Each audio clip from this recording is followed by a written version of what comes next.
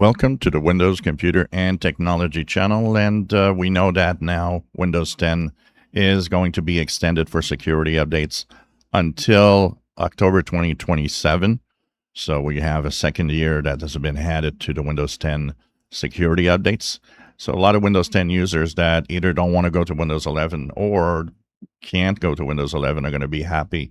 Like we said, we're going to have another year, which is great.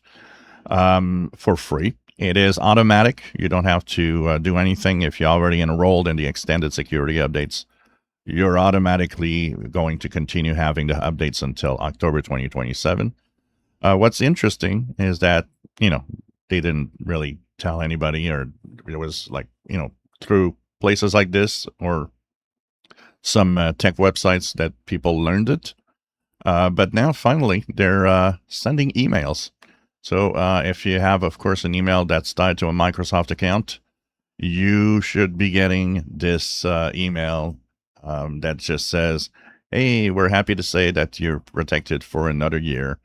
And it says here the coverage will now be available through October 12th, 2027. So they decided to send emails.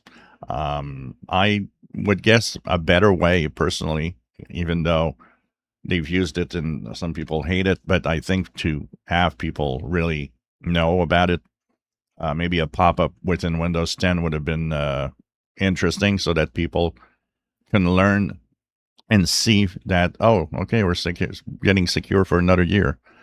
So because not everybody's going to go and look at the email necessarily. They might just, flush the email without looking at whatever it is. So at least they're now announcing it officially that there's the Windows 10 extended security updates throughout October 12th, 2027. If you got that email, let me know.